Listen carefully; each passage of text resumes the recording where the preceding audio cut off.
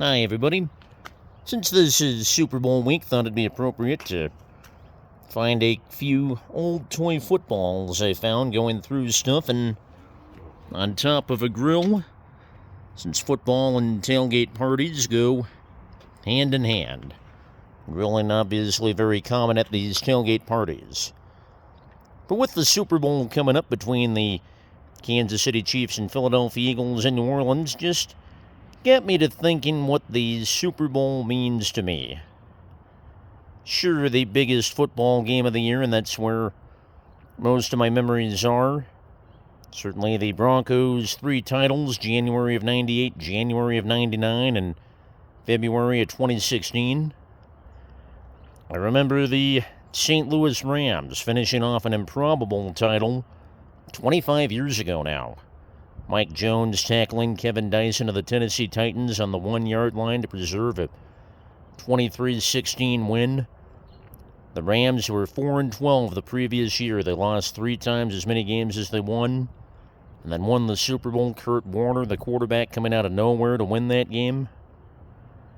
And then 2 years later, Warner almost winning another Super Bowl with the Rams, only to lose at the last second to the surprising New England Patriots and another unknown, some guy named Tom Brady.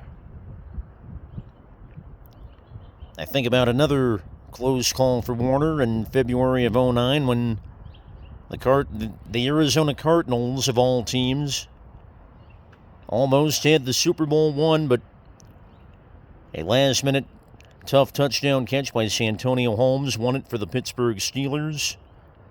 The year before that, Brady's Patriots losing an unbeaten season on another last-minute touchdown. Eli Manning to Plaxico Burress for the Giants. I remember Malcolm Butler of the Patriots intercepting Russell Wilson of the Seahawks 10 years ago now to win that Super Bowl. And the recent run of the Chiefs, just to name a few things, a few of my Super Bowl memories. And the Super Bowl, even for me, does mean even more than just the biggest football game of the year to decide the NFL World Champion. I think about how the Super Bowl means that baseball isn't too far away, even though I'm more frustrated than ever with Major League Baseball. I still know that season's on the horizon, especially with the Super Bowl getting later in February, certainly later than it used to be. I know high school basketball and college basketball are winding down because of the Super Bowl. Or maybe not because of it, but I know when the Super Bowl's played, those seasons are about over. Kind of like when I was 12, 13 years old, I figured out that when school started, that meant baseball season was winding down. So those are just some thoughts of what the Super Bowl means to me. But also wanted to throw out some stuff maybe people didn't know about Super Bowls in the past. I had a very prominent media member tell us something we don't know. So I'll share a few things maybe not everybody knows. Like 1998, when the Broncos beat the Packers 31-24 for their first Super Bowl title, and John Elway won on his 4th try in the Super Bowl and his 15th season overall. But what most may not know, that was the last Super Bowl broadcast by NBC until the 2009 thriller between the Cardinals and the Steelers. It was also the last NFL broadcast of any kind for NBC till 2006. They'd lost the rights to carry the NFL. And it was the very last time, at least on the big TV network, that the late, great Dick Enberg got to call play-by-play of a Super Bowl. January 25th, 1998. And speaking of January 2003, when the Tampa Bay Bucks routed the Oakland Raiders 48-21, the then Oakland Raiders. That was the last Super Bowl to ever be played in January. As the next year, the NFL decided there would be an automatic week off between the conference championship games and the Super Bowl. That pushed the Super Bowl into February, where it's been ever since. And now with a 17-week regular season as opposed to 16 in the NFL, wanting an 18-week regular season, February Super Bowls are the norm.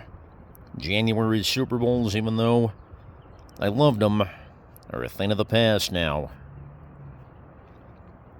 And then going back to the 2015 Super Bowl, Malcolm Butler's interception of Russell Wilson to win it for the Patriots over the defending champion Seahawks. That was Tom Brady's fourth title.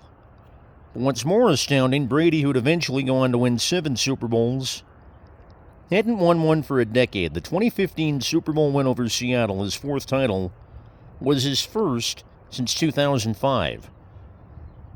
So a guy many consider the greatest quarterback ever with the most Super Bowl wins actually went 10 years during his career without a Super Bowl win. Think about that for a minute.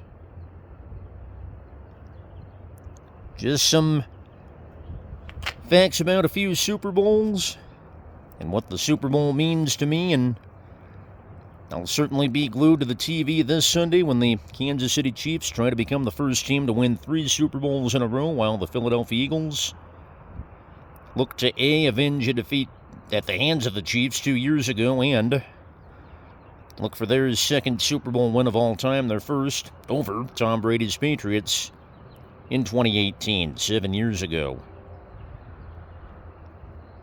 Thank you for watching. If you are a football fan or like the Super Bowl, enjoy it this weekend.